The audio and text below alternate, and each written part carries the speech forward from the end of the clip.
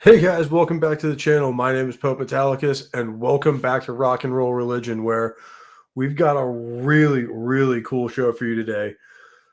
My favorite band of all time, and one of the most influential and just celebrated heavy metal bands of all time. We are talking British Steel by the immortal Judas Priest. And man, do we have just so much to talk about. Unfortunately, we don't have a panel today. Some last minute scheduling conflicts came up, so you guys are just getting me today. But that's all good. We are just going to go down this list, and I'm just going to talk about the record. And man, what a freaking record to talk about! It's not even in my top 5 Priest albums, but it's super important to the genre. And let's face it, this is one of those metal albums everyone owns. So we are going to talk about this just track by track. We're going to go right into it with Rapid Fire. As an opening track, just a speed metal anthem really just sets the tone for this whole record and just absolutely slays from top to bottom. Just fast paced guitar work, that staccato vocal delivery that Rob has on this song, and just a little more aggressive and a little less, uh, I'd say, melodic than Priest had been in the past. And we were already seeing signs of that on the previous album, which, depending on what continent you're on, could be called either um, Hellbent for Leather in the US or Killing Machine in the UK. And we really see that more on this record. This is, kind of a response to the late 70s punk movement, a little more raw, a little more aggressive, and more speed metal than we've seen out of Priest in the past. And that continues through this whole album. And it really gives it a unique sound from what Priest had done before now, and a sound they would kind of lean into going forward. With Rapid Fire, I mean, you have a song that they've played for decades on their live shows, and they really do really well in that um, live setting. It really does fit well, and they've done this with other bands too. I believe Metallica did a cover of it at one of their shows, and actually had Rob Halford out there to sing with them. So that was really cool, and proof that pretty much no matter what genre of metal you listen to, whether it be thrash or black metal or whatever, pretty much everybody listens to Judas Priest. And going into Metal Gods, a song that would ironically earn them that nickname forevermore. Um, and really just an interesting, I don't know how to put it, an interesting look into the future of, like, automation and robotics and artificial intelligence in some ways. And they were talking about this shit in 1980. So it's interesting to see that they were talking about that kind of stuff that early, before, movies like Terminator or anything, or Blade Runner or anything, really made that idea popular. So that was really more of a slower paced tune, just really heavy. And throughout this whole thing, you can tell that it just has that industrial sound to it. Not in terms of industrial metal, which would come on later, but um, just this background pounding, like almost like, because these guys are all from Birmingham in England, which is a huge steel foundry.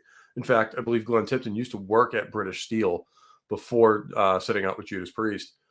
So, like, that pounding of the steam hammers and all that is really evident in the sound of this record from top to bottom. And it is a much slower pace, but very aggressive pounding in this track. And it's very well done. There's a reason this is a classic, and that it was played all over the world from top to bottom. Uh, and a lot of songs off this record made it into their live set for decades to come.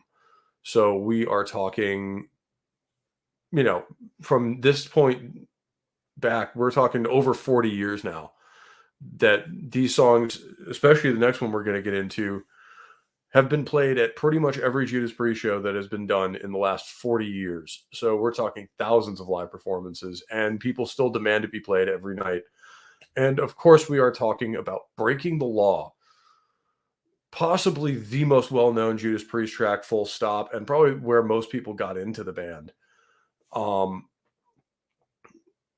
and it's hard to say enough good things about this record. I mean, you have pretty much every element that makes 80s heavy metal popular and the reason people resonate with it in one 2 minute and 20-second track.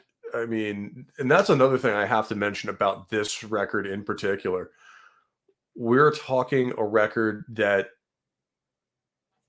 the entire record doesn't break the 40-minute mark. And only one song on this record with You Don't Have to Be Old to Be Wise even breaks 5 minutes. So this is the perfect example of you do not need a long, drawn out, very technical sound to get your point across. And these guys hammer it home every song on this album in under 4 minutes usually. In fact, I think there's only two songs on this album that even break the 4 minute mark, which is just outstanding. I mean, this is your typical speed metal record of get in, do what you need to do, and then get out, move on to the next track. And Breaking the Law, I guarantee everyone who's going to listen to this has heard it. I guarantee you've all listened to the song repeatedly and know it by heart. And it has some really interesting qualities to it, especially like that police siren in place of a solo really is actually just KK Downing on the whammy bar. That's not an effect. That is literally just Ken Downing with the whammy bar on his guitar. And that's a really especially before the era where you had digitized sound and could really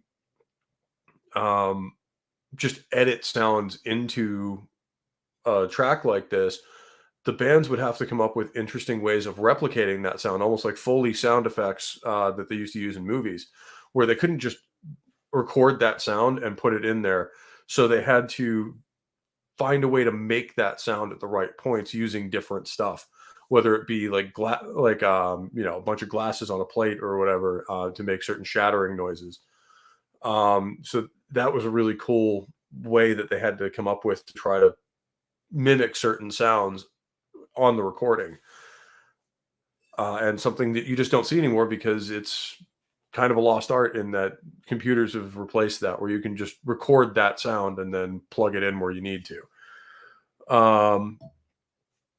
And overall, like the songwriting, it's one of those songs that the riff is stupid simple, and it's one of the first ones I ever learned to play on guitar, but it still sounds amazing 40 years later and will be played until the end of time. I have absolutely no doubt of that. Going into Grinder, an interesting one, a little bit darker tone for a Priest tune. And really talking about the attitude of, the band, especially, or just heavy metal in general, of, following your own path and don't step in line just because someone tells you to. Basically do what you want and don't let the world grind you down. Or basically don't be meat for the grinder, essentially. Although, given some of Rob's proclivities, these lyrics can be taken another way, and it's once you see it, you can't unsee it. Although this was well before Rob was very open about his homosexuality, so I'm not so sure that was the intention, but yeah, it's in the back of your mind at this point.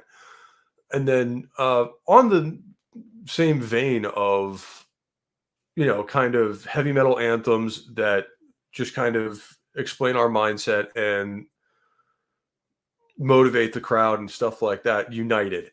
Not my favorite song on this record or by Priest in general, but pretty freaking good. I mean, this is one of those albums that every song on the record is at least listenable. I would never skip any one of them. I won't say it's all killer, no filler. I don't really believe that. I think United and Living After Midnight are kind of filler tracks that were kind of made to catch mainstream airplay.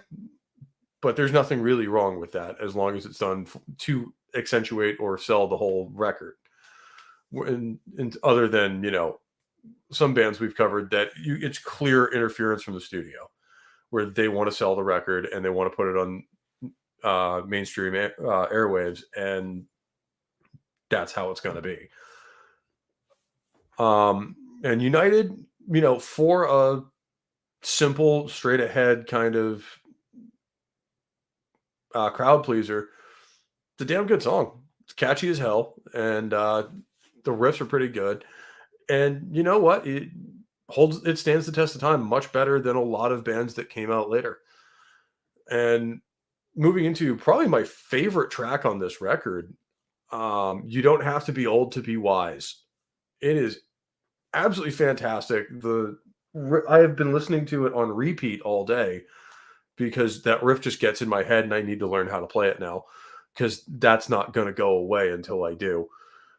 And any guitar players out there, you will know exactly what I'm talking about, where it's just like, no, this needs to happen. I need to get this thing down because it's going to annoy me until I do, because it seems like a fairly simple riff. I just haven't learned to play it yet. So we'll have to go into that. And it's just a fantastic song overall. It's kind of a holdover from like that Stained Class to Hellbent for Leather period, in terms of that 70s swagger and just really melodic riffage that Judas Priest was famous for in the 70s, and it kind of carries over into this. And I can't say enough good things about it. This is one of those ones that not a lot of people talk about, and I don't understand why, because it deserves to be a fucking classic. And that being said, we're going into the other, I wouldn't necessarily call it filler, but it kind of is, track with Living After Midnight. Another one you will hear at every Judas Priest show on every tour since this album came out. And really a staple of their live show and their discography, because most people will have listened to this song, even people who don't know Judas Priest very well, don't know that they heard them. I've mentioned the song and they immediately, oh yeah, I know that. So this is one of those songs where even people who are not fans of the band or even the genre really will immediately recognize it and know who you're talking about.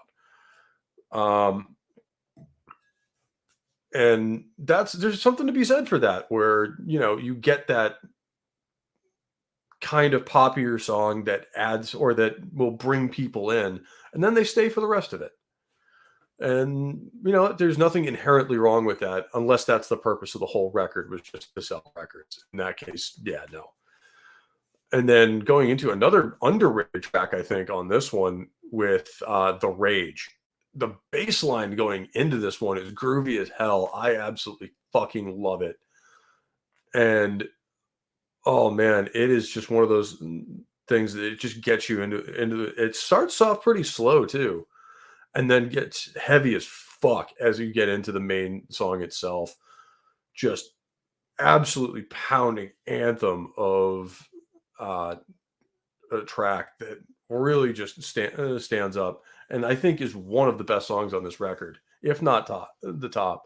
I think it's a tie between The Rage and You Don't Have to Be Old to Be Wise for me. And going into a pretty damn good album closer with Steeler. I mean, it's not the greatest song I've ever heard, not the greatest Priest track I've ever heard, but damn, is it good. Like, for 1980, these guys were one of the heaviest bands out there, and they were out to let you know that with this record right here. I mean, just pure fucking heavy metal throughout the entire thing. It's actually one of the longer tracks on this record, which it's kind of interesting for a closing track. It's usually like a very brief like outro. But as an album outro, I like this one. And again, this is this is one of those tracks that if it was if it was advertised a little bit, I guarantee you this would have been an instant classic throughout the ages. And yeah, Sentinel, like you say, in 1980, these guys were the band to beat. Iron Maiden had just released their first album. There were no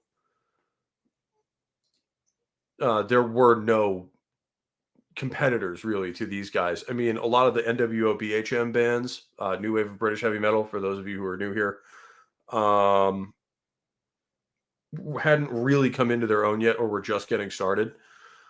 And these guys had been around since 74. So these guys were established and were already on album 6 or 7, I want to say by now. So these guys already had a machine working. They already had a fan base, and these guys were the biggest heavy metal act in the world at the time, especially because this is also the era when Heaven and Hell hadn't quite released yet, I don't believe. So the Black Sabbath juggernaut, no one really knew what was happening with it, because the last time anybody had heard from them, Ozzy had been fired and nobody knew what the new singer was going to sound like yet. As it turns out, we get Ronnie James Dio and some of the best Black Sabbath that's ever existed. But at this point, Judas Priest were probably the big boys of heavy metal, and touring the world over every year with absolute classic records that people still talk about to this day. And there's songs from both of those records, especially Hellbent for Leather itself. And like I said, right now, Breaking the Law and Living After Midnight, that will be played every Judas Priest show at every time as the encores, no questions asked. It is just going to be what happens. And for a good reason. I mean, even the casual Priest fans will know those tracks. And one thing I really like about their live show, having seen them twice, is they are not afraid to dig deep into their catalog and bring out some hidden gems like You Don't Have to Be Old to Be Wise or Starbreaker, or stuff off of their earlier albums, or stuff that kind of gets ignored or they don't play a lot. And I think that serves them very well in the live show, because they really do have to really think about what they put in a live set. Because when you've been doing this gig for 53 years now, because they formed as a band in 1970. So when you have 53 years worth of material to work with, you kind of have to really think about what you put in a live set, because you can't, I mean, you could end up filling half of a live set with just one of your records, and then all of the rest of it's gone or just off in the ether somewhere. And, you know, that becomes a problem. Well, not a problem, but something you have to think about when you've hit this level of consistent success. These guys have been doing it for 53 years. Saxon's right behind him. Black Sabbath, before they retired, already had, I think, 13 studio records and a whole bunch of other stuff. So when you get to that point as a band, it becomes, kind of dealer's choice as to what makes it into your set. But for the average fan, or even the normies that show up to a show, you're going to want to hear those songs, and having those there every night is kind of a good basis to build on, because they're songs everyone knows. Same thing with You've Got Another Thing coming off of Screaming for Vengeance. It will be played until the sun goes cold on every rock station that's left. What few of them there are. Too few, in my opinion. And you really can't argue with this album in terms of its success. I mean, it's not my favorite Judas Priest record. We've already done a live stream on that. That's pretty much the polar opposite of this, where we went for like 4.5 hours on Screaming for Vengeance. But it certainly belongs in their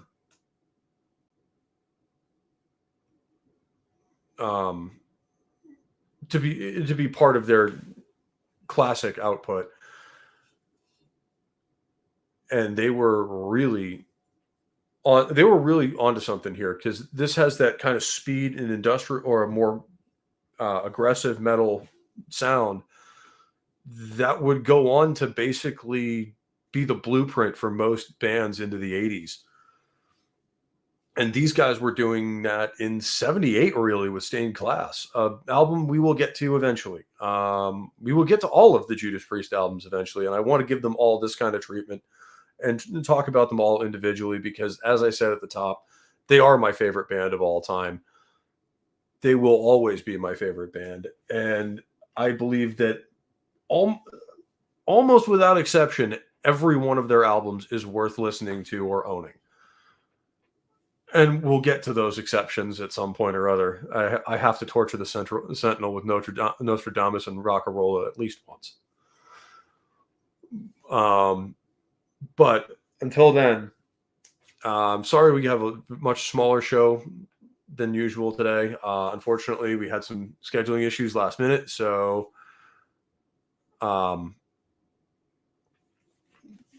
we don't have the full show. If you guys want, I will do a full show on this with a panel when we can get around to it. Or we can just do the original Rock and Roll Religion thing of me running my mouth on an album for as long as I feel like, and then calling it a day from there. But that being said, absolutely, if you haven't listened to this record, go check it out. It's pretty much the law that you have to own this record if you're into the genre, and God knows I do. If my collection wasn't still packed up, I'd have 2 or 3 copies of this record. I think you owe it to yourself to at least give it a listen and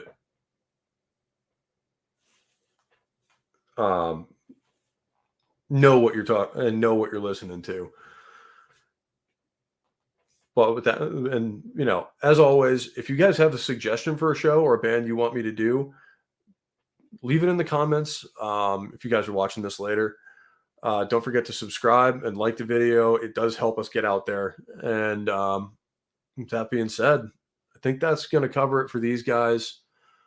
Like I said, we will do a further in-depth video on that and everyone's reaction to it and their memories with it when we can get that done.